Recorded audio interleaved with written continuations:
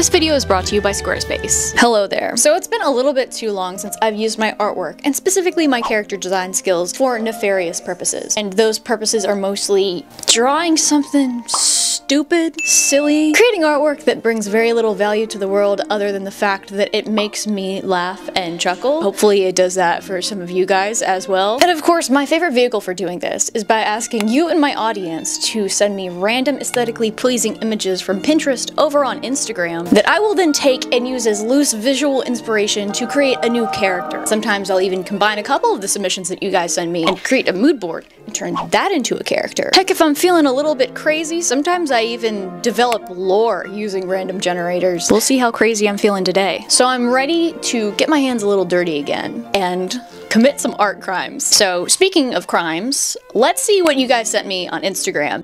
Alright. Why is it every single time? The first one is almost always without fail a literal rat. It's always a rat. From Feywild Trading Post, my obligatory rat entry. I do like rats though. Whoa, this is beautiful. Who is this diva? Who indeed? Mossy chainmail vibes. I'm already so excited. I just kind of stopped in my tracks because I'm very enamored by this object. That's also beautiful. Oh. I already have thoughts happening. Burnt my bread a little. Girl, your bread looks like Anakin Skywalker. I just want this lamp. You know, I feel this way sometimes. There's a lot of like bug lamps going on, which I think means that you guys really see me. I need a bug lamp. Okay, hold on. We have to like interrupt for a moment. The absolute death grip Giles's dragonfly lamp in Buffy the Vampire Slayer has on me. I think about trying to own this item all the time. Egg! We have our first egg sighting of the video. Oh, I knew I couldn't do this without escaping egg. Oh, that's terrifying. Me after I freshly washed my hair. Oh, okay. We found it. I hadn't stumbled across anything too heinous so far. And then I found the bean Furby, and I think it's safe to say my day is ruined. Just beer me. Giving Patrick Star Couture. Ooh. How are you? Sacrificial lamb. Oh no. Okay. I found the second most cursed thing in the submissions. Hello? What's with the Lego Hello Kitty vodka? I found the third most uncomfortable thing. Because of gaps in the fossil record, we can only guess at trends in prehistoric haberdashery. That's so true and real. Ooh, I love this. Oh, now I like this. I like this a lot. Oh, that's so cute. Oh, they're so cute. Why are horses like this? Why are they like this? So as usual, I'm going to go through the rest of the lengthy submissions off camera, make my selections for what images I would use for my character designs today, and then I will let you guys know what ingredients we are going to be cooking with. Whenever I create videos like this, I sometimes end up with character designs that I genuinely love and want to use as a sample of my work as an illustrator, and I can do just that with this video's sponsor, Squarespace. I primarily use my Squarespace website as an illustration portfolio, and as a busy artist, I am really thankful that it was so easy to set up and make look good. I could begin by choosing from dozens of flexible website templates that I could then customize to fit my branding and my choice of text, color scheme, website graphics, and even specific pages like an About Me or even character profiles. And speaking of those website pages, I can even create dedicated portfolios for other art interests of mine like costume design and sculpting, and even portfolios dedicated to a specific project so viewers can learn more about my creative process. And since Squarespace has an extensive e-commerce platform, I can host my Squarespace store right alongside my portfolio website. And as a busy artist who's mostly focused on creating my YouTube content, their tools like custom merch allow me to link my store to a print-on-demand service, so inventory, production, and shipping is handled for me, and overproduction isn't an issue. Squarespace payments also allow you to manage your payments all in one place with fast and simple onboarding. And with their new flexible payment options, customers can now pay with Klarna, ACH Direct Debit, Apple Pay, Afterpay, and ClearPay. And with their extensive website and store analytics,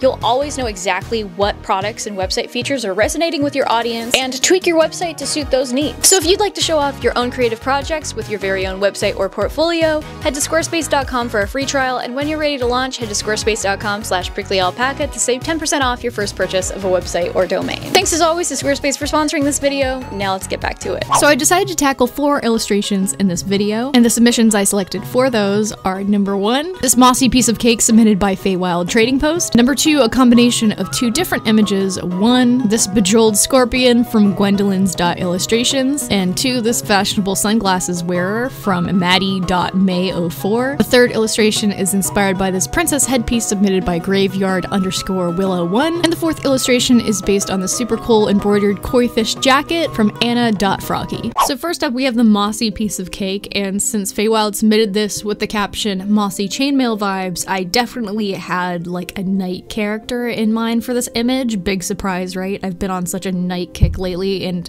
let me tell you, it's not slowing down anytime soon. The obsession is only growing. But even though I wanted to do a knight character for this one, I still wanted to kind of incorporate the concept of food and cake and baking so that I don't completely isolate that from the inspiration image. So at first I kind of was just sketching out a character that would be more of a baker that wore some metal pieces and was adorned in some kind of armor. But I really did want to bring the knight concept into it and kind of merge the ideas of a knight who also bakes and cooks delicious food. And it kind of reminded me of the concept of a kitchen witch, and how whenever people make witch characters, a lot of them have their little specialty. Like, some witches are really good at potions, others might be good at glamour or combat, and then you also have kitchen witch characters that specifically bake tasty treats that are enchanted with something. So I wanted to apply that kind of logic to a knight character and say this is the kind of knight character that does the cooking on the road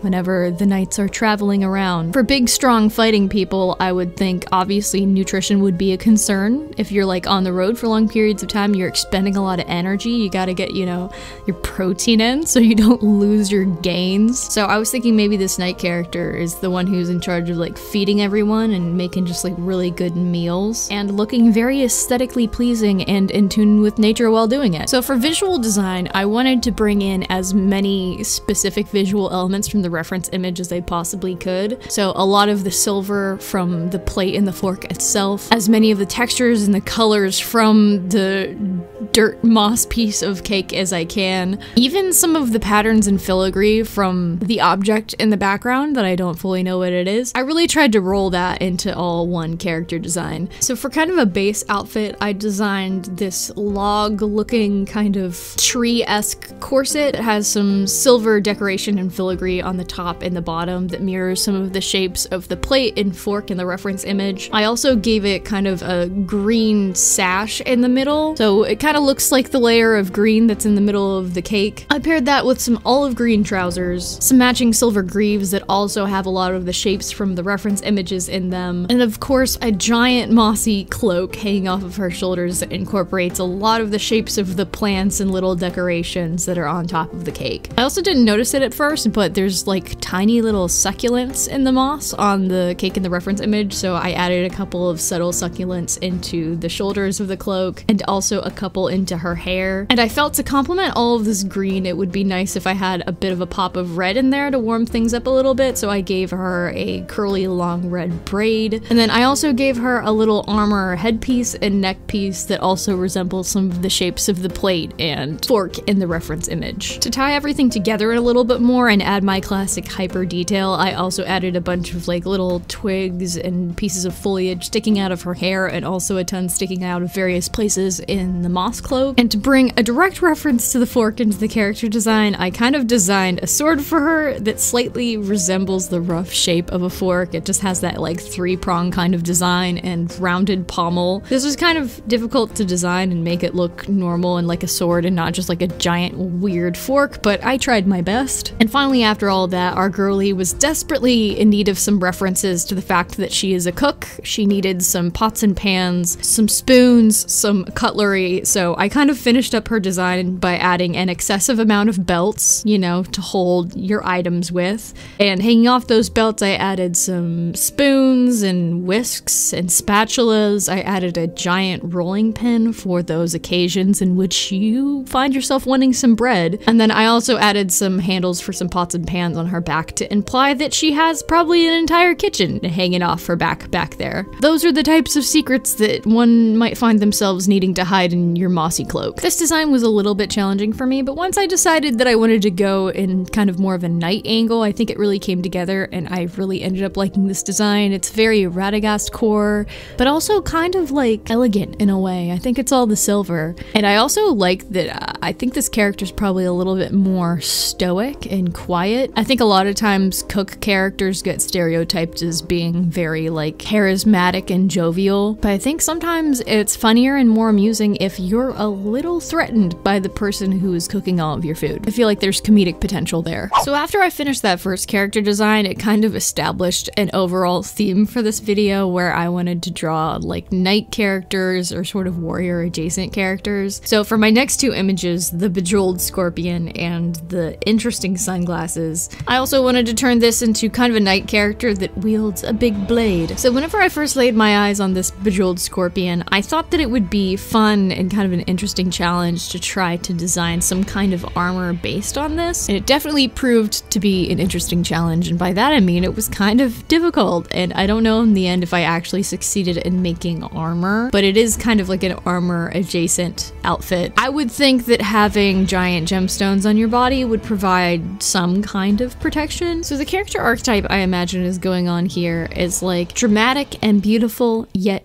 dangerous. I feel like that's the kind of energy I would be getting from a bejeweled scorpion. So for the base of this outfit, given the shapes of the scorpion and everything going on, I wanted to give this character kind of a waistcoat, tailcoat situation and use that as something to affix the gemstones to. I thought about creating armor that was just like solid gemstone that had like the same facets and cut as the gemstones in the reference image, and I just in the end decided that I didn't think it would look right. So I cut this general waistcoat with a lot of sharp points. I gave it a high collar that's kind of just on either side of the neck that kind of looks like the two little sharp grabbers the scorpion has in the front of its body. Again, I don't know scorpion anatomy, so you're just gonna have to bear with me here. I gave this waistcoat shorter sleeves that drape out into a similar pincher shape, and then I added a bunch of gemstones affixed directly to the jacket. It's not exactly the same, but I tried to go with a similar pattern to the one on the reference image, but I added one giant gemstone in the middle and two off to either side, two giant gemstone epaulets on the shoulders, one as a brooch around the collar area, and then I cut the waistcoat in a triangular shape underneath the central gemstone, and then I gave this character kind of a bejeweled cummerbund sort of situation. I paired all of this with a white undershirt and some white pants. I did change my mind on the pants color a couple of times. I was being a little bit indecisive, but I paired those pants with some very tall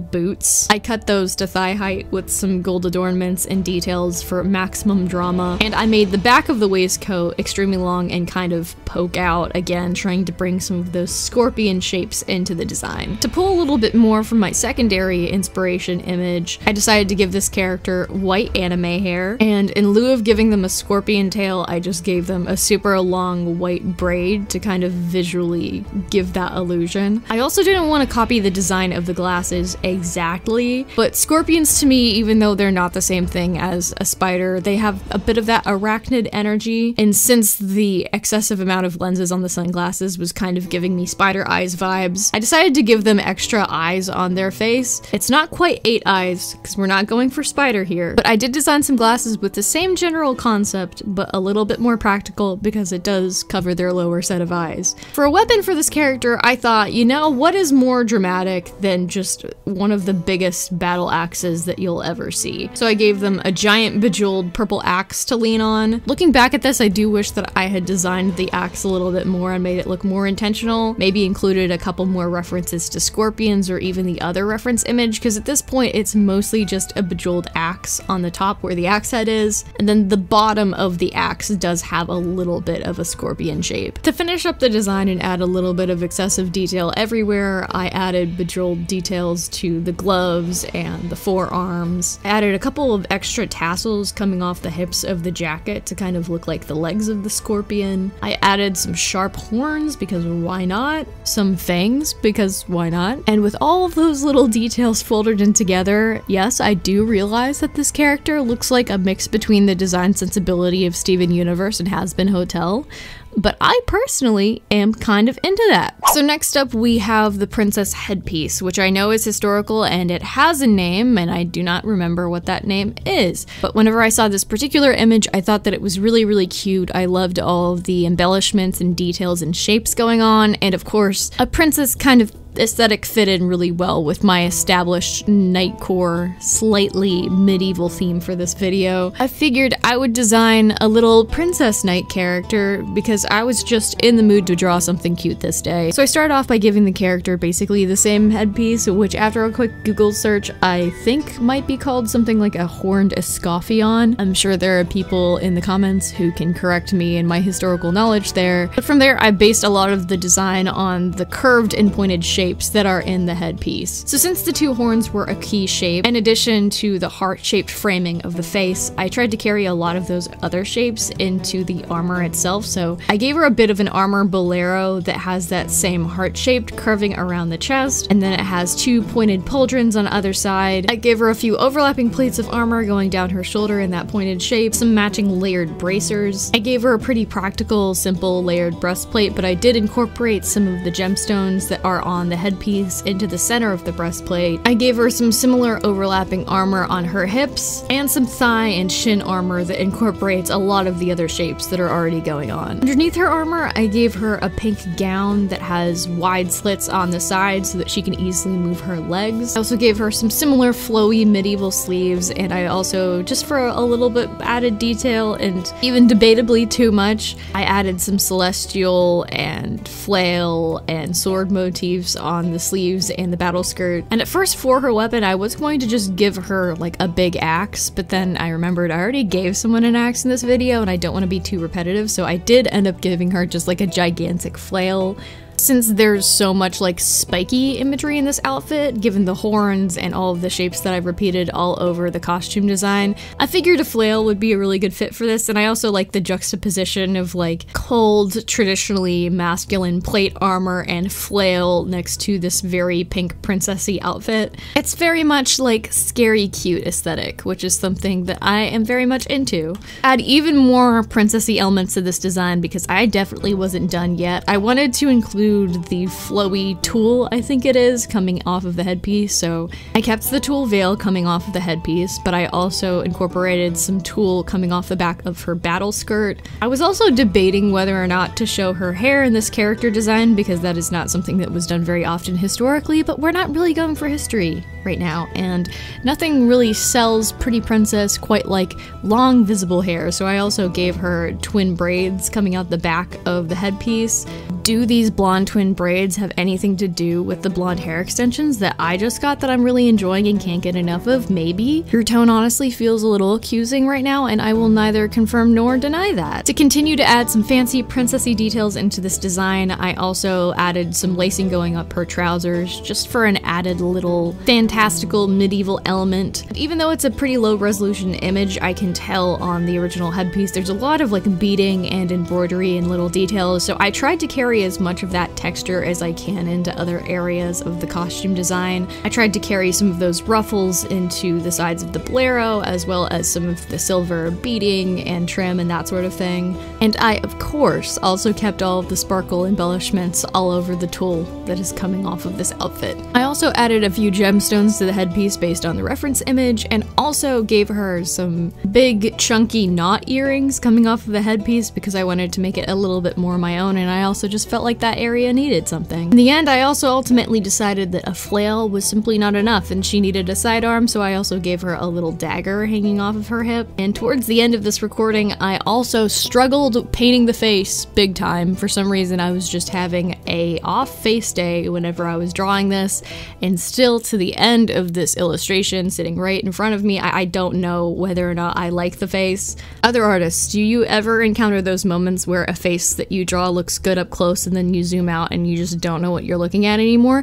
I was having one of those days. And last up, we have the embroidered koi fish jacket, which for some reason I saw and I also thought, hey, but what if it was armor? What if knight character? I've really been on kind of a one-track mind over the last couple of weeks, forgive me, but I thought this image would be a really interesting starting place for a warrior knight adjacent character, so I decided to accept the challenge. And I didn't end up struggling with this design too much, although you can be the judge for yourself. I do think it ended up in kind of an interesting place. It's weird. I'm both very satisfied with the end design and also feel like it lacks something that I can't quite put my finger on, and it's sort of bothering me and gnawing at me, but we'll get there. The main idea that I wanted to execute on with this character design is the idea of big, bubbly pauldrons and elbow pads and knee pads and sort of like a breastplate that basically looks like it has real water and real fish floating inside them, like basically trying to be like fishbowl, but make it armor. And look, I know that's completely impractical, but we're living in fantasy world right now where impracticality is not really a concern, and I just wanted to see if I could design it and make it look cool and interesting. So for this, I started out by sketching a lot of like very round, curvy, bubbly shape language to try to bring in the shapes of the koi fish and the lily pads and kind of more of a flowy aesthetic. I also tried to give the character more of an energetic, bubbly pose because I also wanted those things to come across in her personality. So since I wanted to go for this kind of weird fishbowl idea, I tried to focus on using armor only in areas of the body where that would look kind of natural. So for armor on this character, I only kind of incorporated a breastplate, some big old pauldrons, some big old elbow pads, a couple plates of hip armor, and then some knee pads as well. Everywhere else, I decided to give her more of a skin-tight latex suit type situation, almost something like a wetsuit that would kind of cover her head to toe but also be tight and kind of good for combat situations. But I also wanted to still keep a touch of femininity to it and also bring in a couple more color and design elements from the reference image. So like the princess character, I also gave her a very long high slit dress on either side so that she can still fight and run and kick. For her weapons, I was trying to take some of the inspiration from the lily pads on the embroidered jacket, so I decided to give her twin fans that I imagine would maybe come as a set in one circular shape and then break apart so that she can use them as fans. I didn't include it in the actual illustration, but I also think it would be cool if at first it kind of just looks like a parasol or some kind of sunshade, and then she can sneak it in places and break it apart and cut you. To keep the whole bubbly motif going, I decided to give her twin hair buns with super long pigtails just because I wanted that element of drama. I also was trying to bring in sort of the shapes and general flow of the embroidered water on the jacket, so I feel like pigtails were a good visual way to allude to that. The final visual that I didn't really incorporate anywhere else were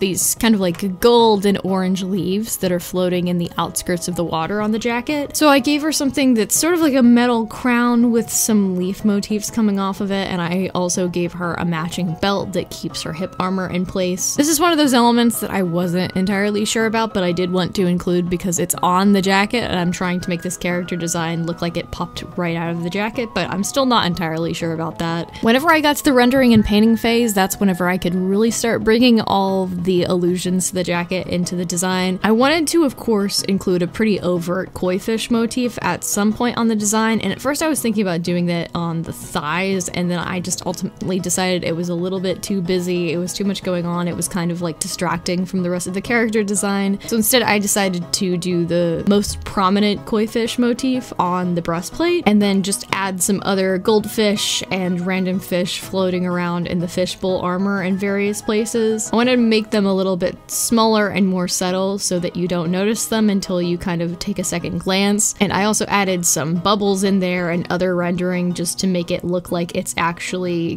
got living things and water and stuff floating around in there. I also added a bit of a fish scale texture to the dress so that I can add even more references to the koi fish in there without being too overt. And in the end, I did kind of decide to keep some of the koi fish that I initially put on her thighs as kind of, I don't know, maybe this character isn't entirely solid, maybe there's something floating around in there. That idea is probably a little weird, and I'm not entirely sure how I feel about it now that I have finished the illustration, but it is the choice that that I made. And at the top of this video, I did fully acknowledge that there would most likely be some silly choices made in this video. Like I said, in the end, I'm both pretty satisfied with how this design came out. Like, I really like the concept and the color palette, and I think the character is overall very cute, but there's also a couple of things where I'm like, that was a questionable choice. I don't know about it. So let me know what you thought of the questionable choices. Do you like them? Do you hate them? Please tell me. I need validation from my character designs. And with that, all of the character designs in this video are now complete. Thank you so much for watching till the end. I really hope that you did enjoy it, and I'm sorry if this was, I guess, maybe a less lore-heavy, thought-heavy video. I also didn't get to include nearly as many character designs as I would have liked. I usually try to do like at least 5 or 6 for these videos just so that I can get to as many submissions as I can, and like, I do typically like folding lore into things as much as possible whenever I have the time, but I'm having a bit of a busy week because I'm spending time with family and friends, and your girl just needed a video where she can take it a little easy and not expend too much brain energy. That being said, I will definitely be back with a more lore-heavy, design-heavy character video as soon as I possibly can. But once again, thank you so much for watching, and as always, the biggest thank you for this video and every single one of my videos goes to my patrons and especially my executive producers. I do TKD, Al Serbatum, Ren, Band Off the Yellow, Cloud Max, Marita Wasner, Philly Smelly, Stabby Horse, Ariana Trenta, Ember Creeps, Cardia X, Christina Kimtia Art, Call Me Ash, Blaze Ravenscar, Lunira, Mossy Raven, Executive Confuser, I'm not saying that name on the internet, ABW Makes, Iskavan, Awendu, Liana, Ermler Jean, Anubix, Breeza, Sony, Brian, Phoenix, PNG Not Found, Freedom and Gus Gus, Cat, Dodo, Zyle S, Agent Sketchy, Thea Maia, Lovisa, Eloquent Silence, Enozyne, Hypnos, Katie, Sweet Winter Garden, Gravity Drop, I Hang Out with Cats at Parties, and Bean the Bread.